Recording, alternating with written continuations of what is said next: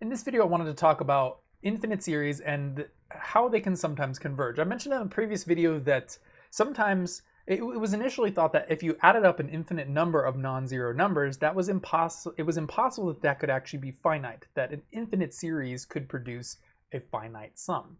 But there's actually lots and lots of different cases where you can add up an infinite series of numbers and get a finite sum and actually figure out what that is. And that's kind of the math that's a little bit difficult. But I just wanted to sort of touch on that. It was initially called Zeno's paradox, or sometimes referred to as the dichotomy, where if you get and let me try to phrase this. It was often phrased as like a tortoise or a rabbit trying to get closer and closer to the finish line, and it was phrased as if you could only get halfway closer, could you ever make it to the finish line? But I'm just going to kind of change the context a little bit to try to make a little bit more sense. So let's say, for example, I had a birthday cake because it's my birthday, and I made a rule, since I'm the birthday boy, that whoever gets the first slice of cake gets to have half of however much cake is remaining.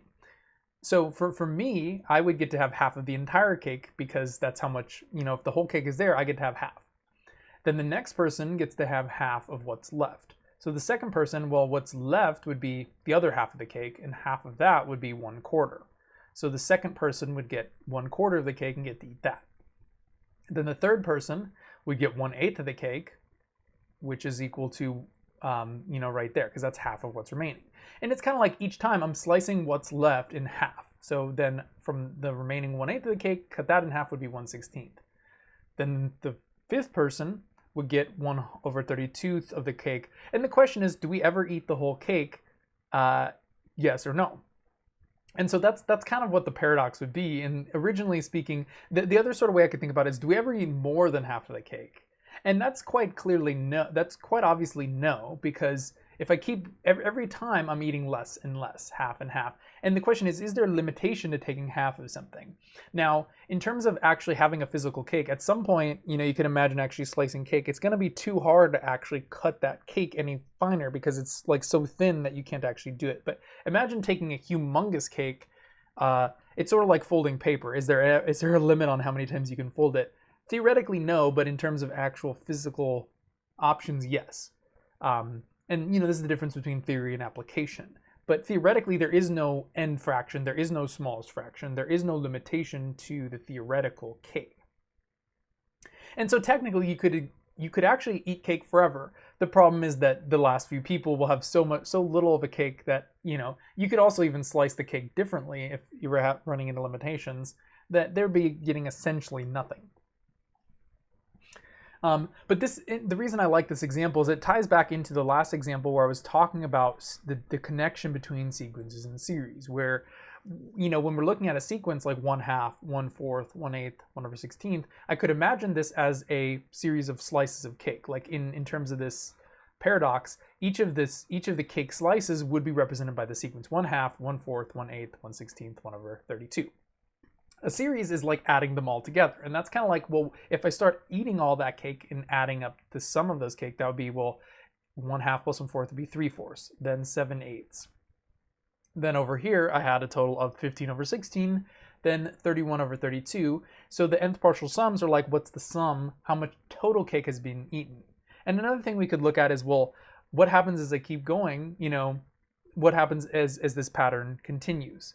And like in the case of this sequence, I can tell that this sequence is getting smaller and smaller. It's going towards 0 because it's a smaller and smaller sequence of fractions. Whereas the series is clearly getting larger and larger and larger. I'm eating more and more cake, but the limit of this sequence, the limit of this sequence we say is 0 because it's getting closer and closer to nothing. It's like the slices of cake are getting smaller and smaller. They're getting closer and closer to having no cake. Whereas the actual sum, I'm getting closer and closer to eating the whole cake. The limit of this series, we'd say, is 1. Because these fractions are getting closer and closer to 1. It's never going to exceed 1 because I'm never going to eat more than the whole cake, but it's getting closer and closer to that point.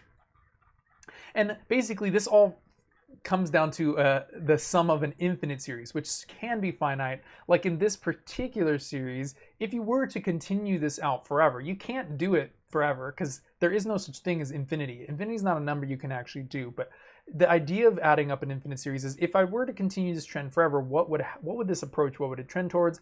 In this case, it would trend towards 1, because it would become closer and closer to eating the entire cake.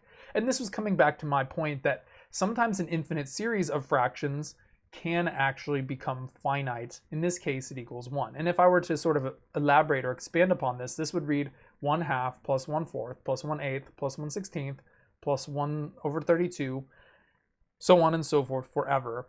And sometimes it can. And we refer to this as like converging. An infinite series can converge. So a lot of times they diverge. Like the other example I was talking about a couple videos ago was the arithmetic series 3 plus 5 plus 7 plus 9. Obviously, if I keep adding those numbers forever, those will get bigger and bigger and bigger. Adding up an infinite number of growing numbers is never going to be equal to, like, say 100. It's going to be infinity. So, and that would just be a series which we called divergent, which means it does not add up to something finite. But circling back, an infinite arithmetic series can't converge. Sometimes geometric series can converge, and there's a very specific set of circumstances to which infinite geometric series do converge. And in the next video, I want to talk a little bit more about the general formula, a shortcut for adding up geometric series, which is something that's been known for a few hundred years, but it's a pretty interesting pattern, which is fairly easy to prove using a little bit of algebra.